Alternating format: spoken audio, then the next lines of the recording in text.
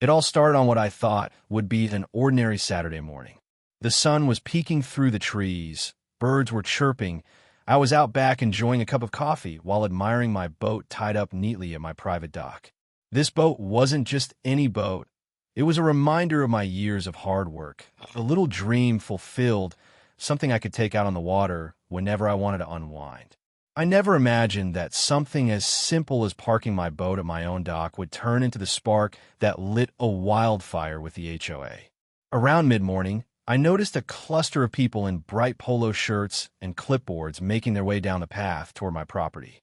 I recognized a couple of them right away from previous HOA meetings, always eager to enforce petty rules that made little sense.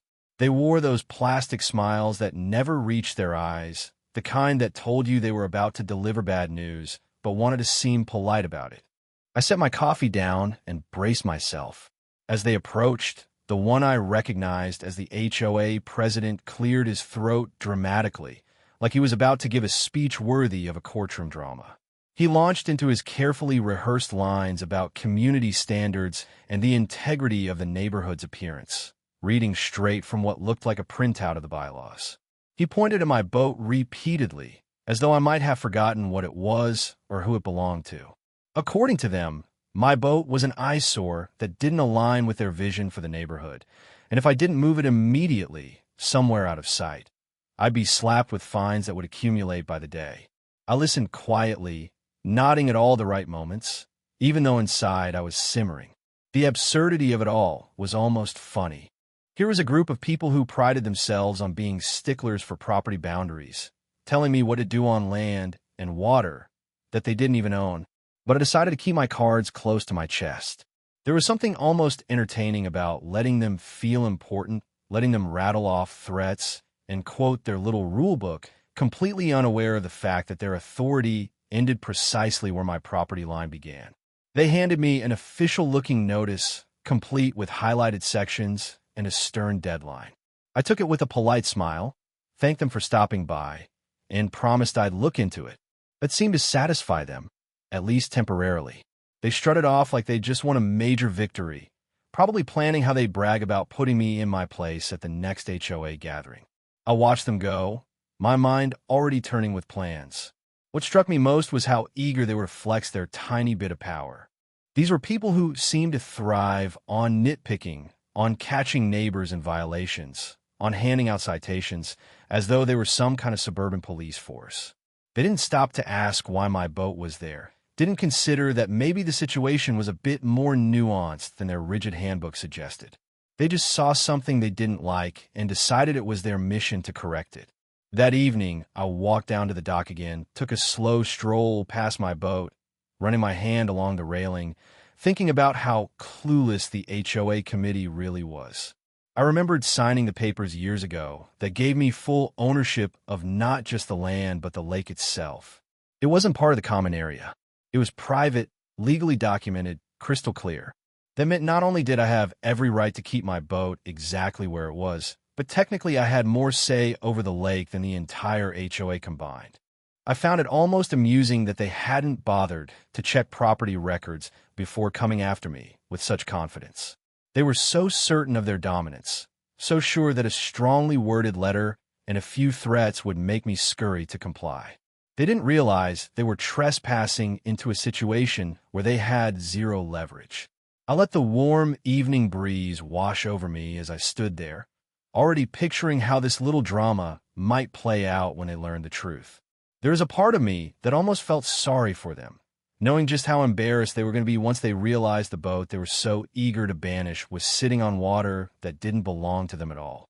The very next day, the HOA seemed to double down on their crusade. It wasn't enough for them to simply drop off that notice and give me time to correct the violation. Instead, they decided to escalate things in a way that almost made me wonder if they had nothing better to do with their afternoons.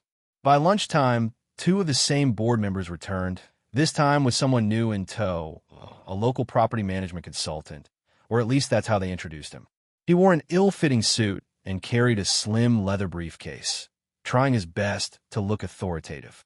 They all walked out my driveway like they owned it, with that air of self-importance that made it clear they fully expected me to cave under their pressure. They greeted me with forced pleasantries, then immediately launched into their new angle. The consultant began rattling off some generic language about property values and neighborhood cohesion, how a boat left out in the open could set a poor precedent for the rest of the community. The HOA president eagerly jumped in to echo this sentiment, nodding dramatically as though he was witnessing a sermon. According to them, my boat was dragging down the appeal of the entire lakeside development, jeopardizing the carefully manicured image they all worked so hard to maintain. They claimed other homeowners had started to complain, though they conveniently couldn't produce a single written statement to back that up. As they spoke, they didn't just hint at consequences, they outright threatened them. They warned me about mounting daily fines that could eventually turn into a lien on my property. They talked about potential legal fees, about how costly it could become if this dispute escalated. Each line seemed rehearsed, like they had practiced it in front of a mirror, trying to perfect their intimidating tone.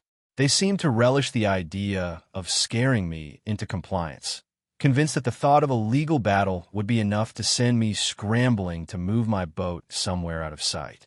I listened with my arms crossed, maintaining a neutral expression even though inside I was fighting back a smirk. They had absolutely no clue how misplaced their threats were. This was my property, my lake, my dock, all of it documented, legally airtight. Their rules applied to common spaces and to homes under HOA control, but they stopped cold at my shoreline.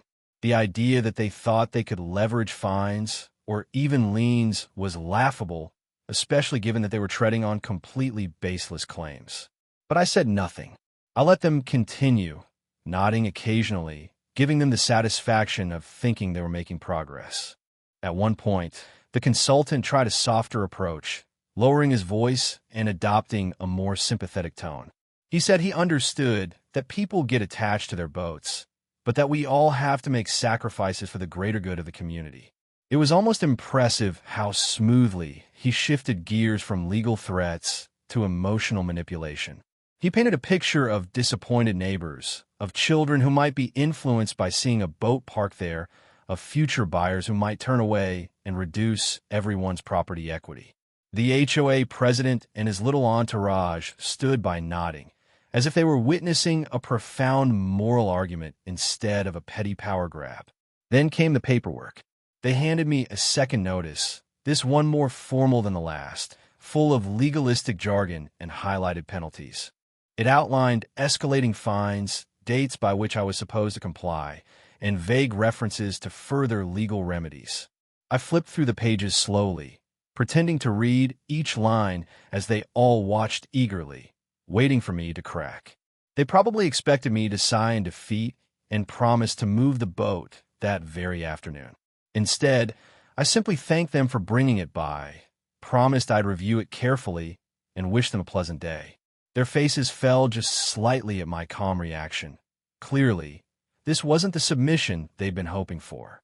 After they left, I stood there on my porch for a moment, looking out over the water, the boat gently bobbing at the dock as if blissfully unaware of the bureaucratic storm brewing on shore.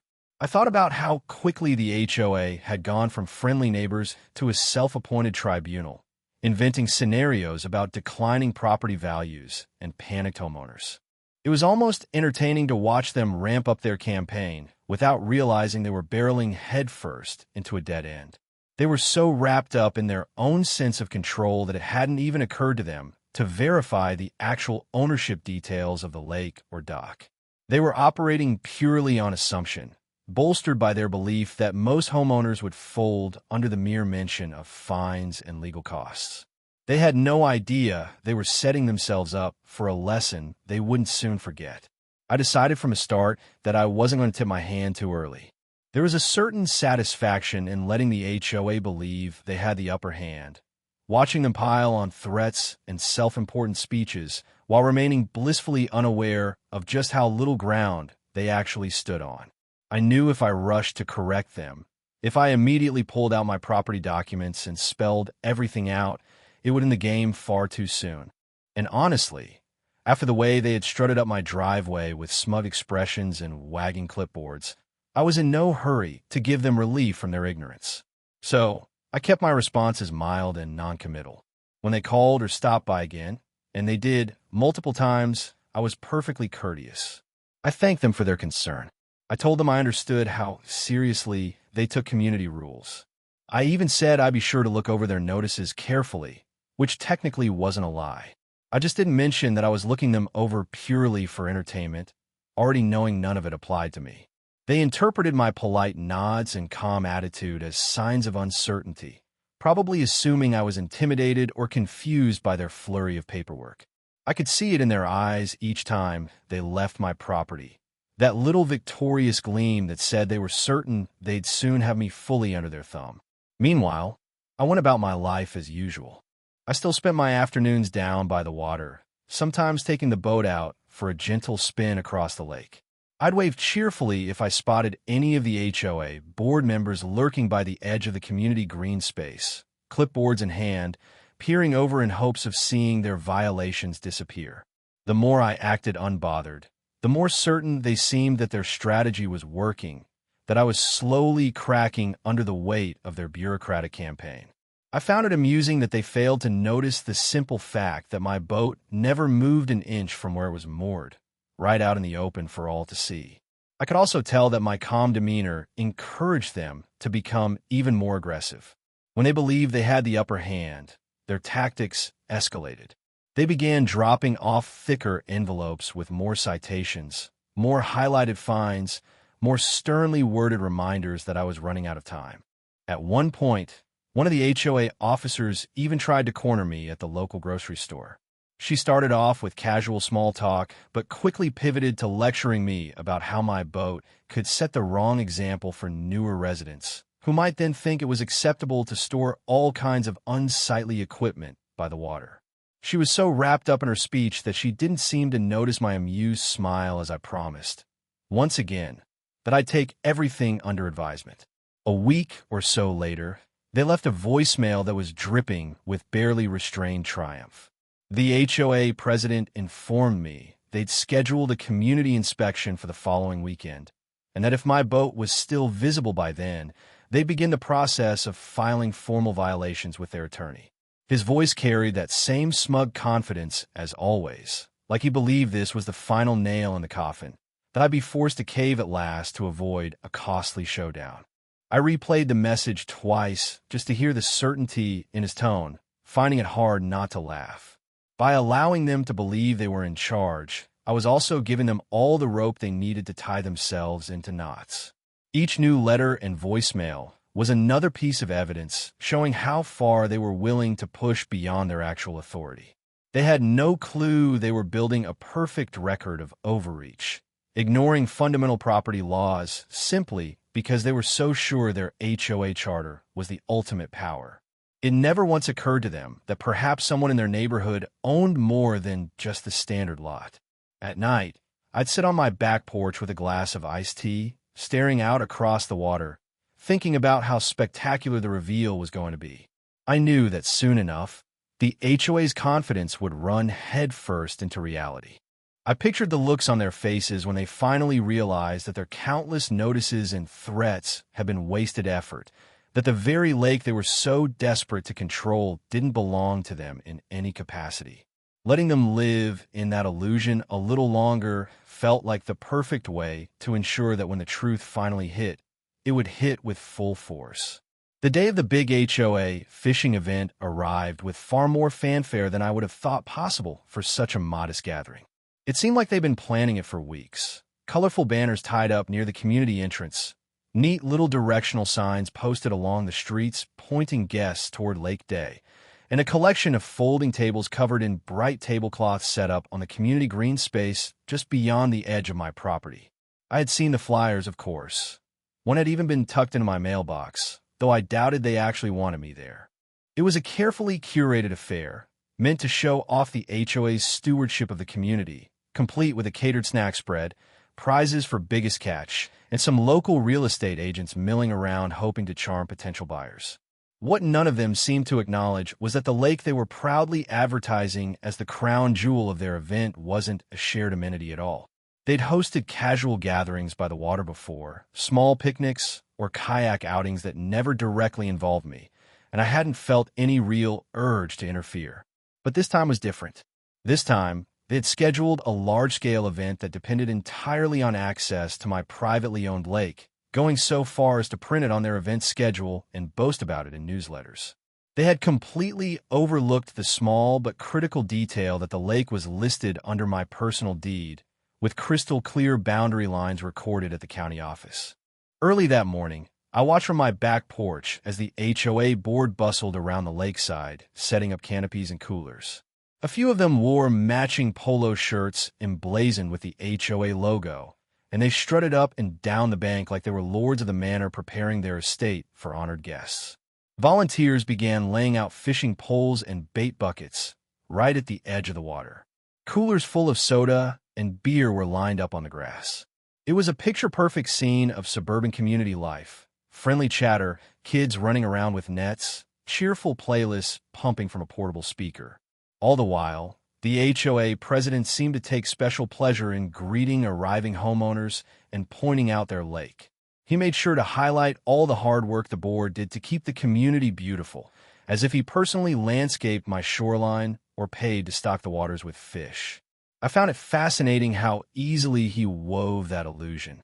Guests would nod appreciatively, clap him on the back, tell him how lucky they felt to live near such a wonderful amenity.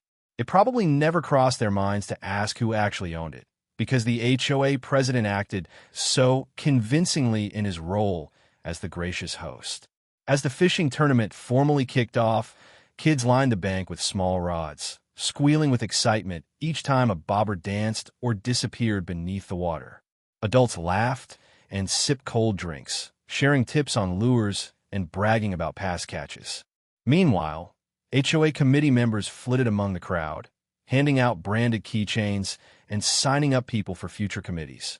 They were absolutely in their element, soaking up compliments and fielding polite questions about home prices and resale values.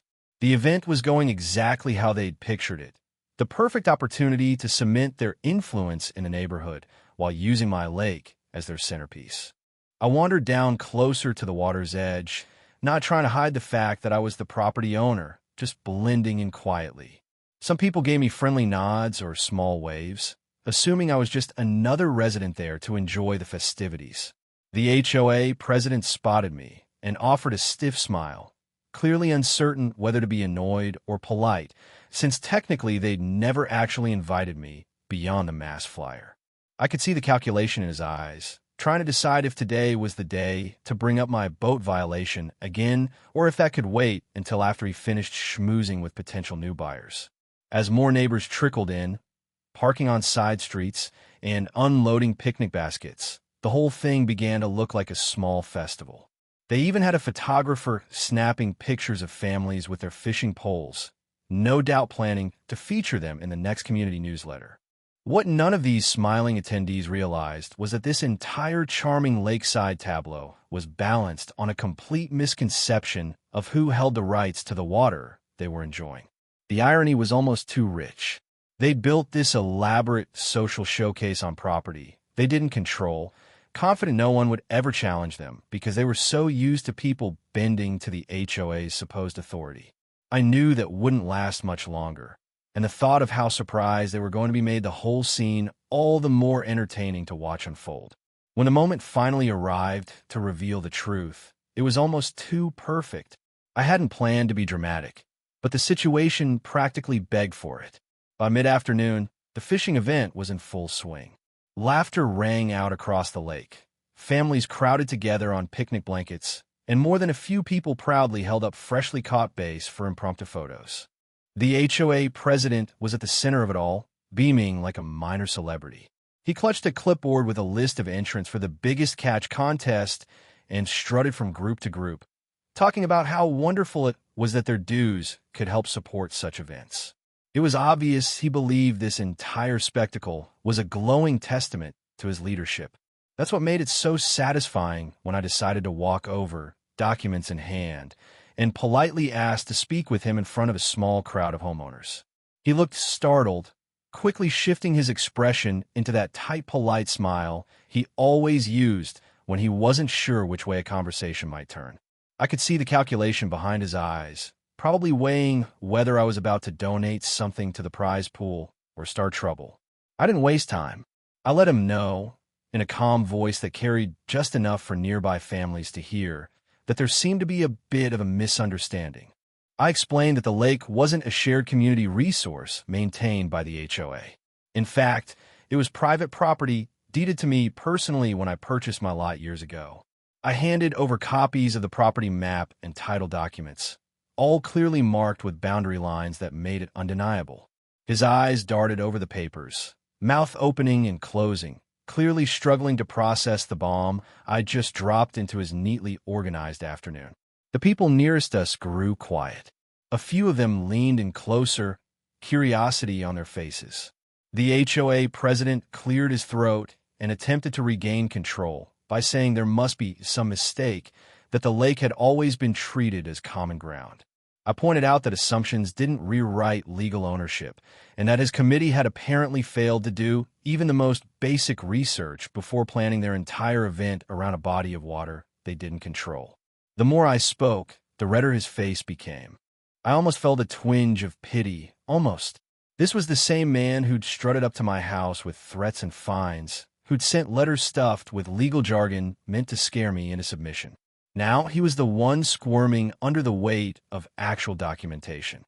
I explained that while I'd previously turned a blind eye to small gatherings or kids skipping rocks, hosting an organized HOA fishing tournament complete with prizes, scheduled contests, and promotional photography on private property crossed a very different line. By then, several other homeowners had wandered over, drawn by the sudden shift in atmosphere. They started asking questions, some in low voices, some more blunt. One man muttered that he couldn't believe the HOA had spent association funds printing flyers and booking catering for an event on property that didn't even belong to the community. A woman nearby clutched her son's hand and asked if that meant they were technically trespassing. It was incredible to see how quickly the mood shifted once people realized the glossy surface of HOA authority might be paper thin. Throughout it all, I kept my tone measured and reasonable. I made it clear that while I had no interest in spoiling anyone's day unnecessarily, I also had every right to control access to my property. If the HOA wanted to continue using the lake for large, organized functions, they would need to formally request permission and likely negotiate terms, including insurance waivers and possible fees. The expression on the president's face was priceless. He clearly hadn't anticipated that the very neighbor he'd spent weeks threatening over a docked boat could flip the tables so completely. People began drifting back to their families and picnic setups, whispering among themselves. I could see the discomfort on the HOA board members' faces as they tried to regroup, their authority suddenly hollow under the bright sun. Meanwhile, the kids kept fishing, blissfully unaware of the small political earthquake that had just rocked their afternoon adventure. The president finally mumbled something about needing to consult with the rest of the committee and wandered off, clutching my documents like they might bite him.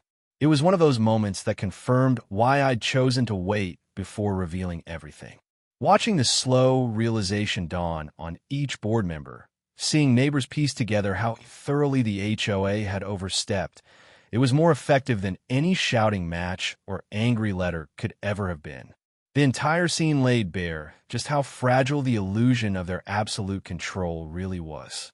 They'd tried so hard to rule by intimidation and assumptions, never bothering to verify the most critical details.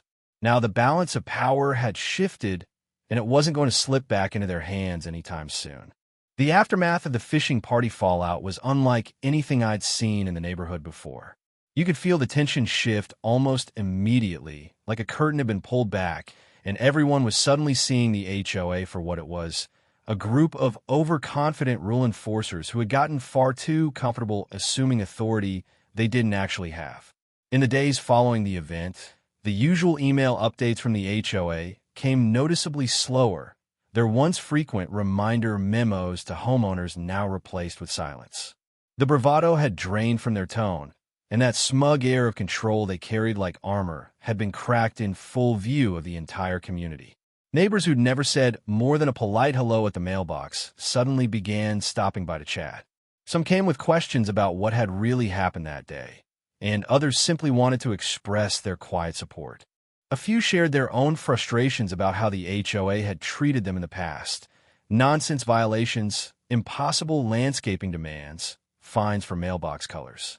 It was clear that the president's actions had opened a door that could no longer be shut. People were beginning to realize they didn't have to accept the HOA's word as law, that maybe they had more power and rights than they'd been led to believe. The HOA, meanwhile, was scrambling. I could tell they were trying to regroup behind the scenes, likely consulting their legal contacts, combing through bylaws, looking for some kind of language they could twist to recover control. But the truth was plain, and it was in writing. The lake was private, and their fishing event had crossed a boundary they couldn't backpedal from. I knew it, and now the entire neighborhood knew it too. The president sent me a formal letter not long after, this time not with threats or citations, but with a carefully worded request asking to discuss possible future partnerships regarding shared lake usage. I didn't respond right away. I wanted them to sit with it for a while, to fully absorb what it meant to no longer have the upper hand. When I did eventually reply, I kept it professional but firm. I reiterated the legal boundaries of the lake and made it clear that any future HOA activity on that property would require written approval from me. I also suggested that, should they wish to continue using it for community events, we'd need to negotiate terms including maintenance contributions, liability coverage, and clear limitations on access. It wasn't about revenge or power, just about making sure they understood the difference between assumptions and agreements. The tone of their correspondence shifted completely after that. Gone were the clipped, threatening demands and legal posturing. In their place came apologetic, cooperative messages filled with diplomatic language and references to community harmony.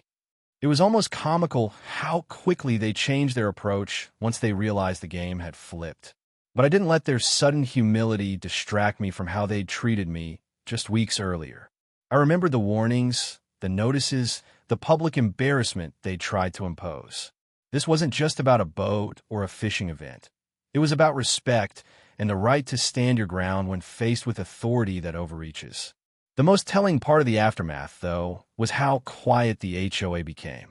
There were no more surprise visits to my property, no more voicemails about fines, no more letters with vague legal threats. It was as if they'd finally realized that poking the bear didn't end well for them. I continued to enjoy my boat, my dock, and my lake exactly as I had before. Only now, I did it with the full satisfaction of knowing that the HOA understood exactly where their power ended. As the weeks rolled on, the neighborhood started feeling different. Homeowners began speaking up more in meetings, questioning rules that had previously gone unchallenged. Some even asked to review budget allocations and landscaping contracts. The blind acceptance that had once defined HOA decisions was eroding, replaced with a collective awareness that the board was not infallible. The board members, too, looked different, less puffed up, more reserved, and clearly aware that they were being watched more closely than before. What happened that day by the lake didn't just end a fishing party. It sparked a quiet kind of revolution. The HOA had tried to assert control over something they didn't own, and in doing so, they exposed the cracks in their own structure. What they'd hoped would be a show of strength had instead become a public lesson in limits, one they wouldn't soon forget. And while they might try to regain their footing in the future, they now knew that at least one homeowner wouldn't be so quick to bow to pressure, especially when the law and the land were on his side.